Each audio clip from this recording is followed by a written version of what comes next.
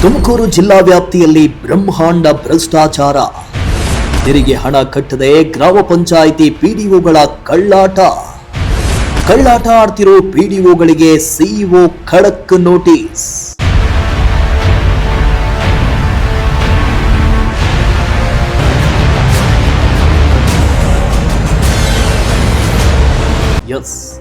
ತುಮಕೂರು ಜಿಲ್ಲಾ ಪಂಚಾಯಿತಿ ವ್ಯಾಪ್ತಿಯಲ್ಲಿ ಒಂದಲ್ಲ ಎರಡಲ್ಲ ಬರೋಬ್ಬರಿ 20 ಕೋಟಿಗೂ ಅಧಿಕ ಹಣ ದುರುಪಯೋಗ ಆಗಿದೆ ಎಂಬ ಗಂಭೀರ ಆರೋಪ ಕೇಳಿಬಂದಿದೆ.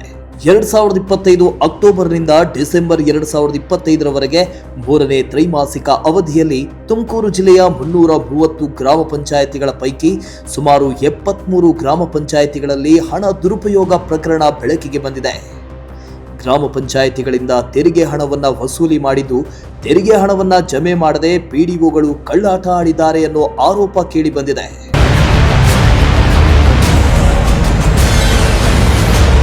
ಹೌದು, 3ನೇ ತ್ರೈಮಾಸಿಕ ಅವಧಿಯಲ್ಲಿ ಗ್ರಾಮ ಪಂಚಾಯಿತಿಗಳ ಪಿಡಿಒಗಳು ಕಳ್ಳಾಟ ಆಡಿ ತೆರಿಗೆ ಹಣವನ್ನ ಸರ್ಕಾರಕ್ಕೆ ಕಟ್ಟದೆ ಯಾಮಾರಿಸಿದ್ದಾರೆ.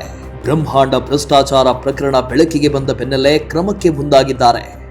ಸರ್ಕಾರದ ಪ್ರಧಾನ ಕಾರ್ಯದರ್ಶಿಗಳಿಗೆ ಪತ್ರ ಬರೆದು ಕ್ರಮಕ್ಕೆ ಆಗ್ರಹವೂ ಕೂಡ ಕೇಳಿಬಂದಿತ್ತು. 3ನೇ ತ್ರೈಮಾಸಿಕ ಅವಧಿಯಲ್ಲಿ 73 ಗ್ರಾಮ ಪಂಚಾಯಿತಿಗಳಿಂದ ಸುಮಾರು 46 ಲಕ್ಷ ರೂಪಾಯಿ ಹಣ ದುರುಪಯೋಗ ಆಗಿದ್ದು, ಕಳ್ಳಾಟ ಆಡಿರೋ ಪಿಡಿಒಗಳಿಗೆ ಜಿಲ್ಲಾ ಪಂಚಾಯಿತಿ ನೂತನ ಸಿಇಒ ಅಶ್ವಿಜಾ ಅವರು ನೋಟಿಸ್ ಕೊಟ್ಟಿದ್ದಾರೆ.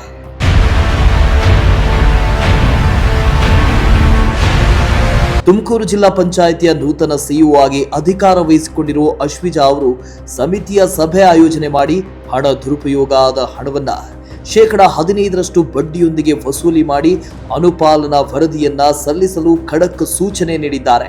ಒಂದು ವೇಳೆ ಇದು ತಪ್ಪಿದ್ದಲ್ಲಿ ತಮ್ಮನ್ನೇ ನೇರ ಹೊಣೆಗಾರರನ್ನಾಗಿ ಸರ್ಕಾರಕ್ಕೆ ವರದಿ ಸಲ್ಲಿಸುವುದಾಗಿ ಸಿಇಒ ಅಶ್ವಿಜಾ ನೋಟಿಸ್ ಕೊಟ್ಟಿದ್ದಾರೆ. ಚೇತನ್, ಪ್ರಜಾಶಕ್ತಿ ಟಿವಿ, ತುಮಕೂರು.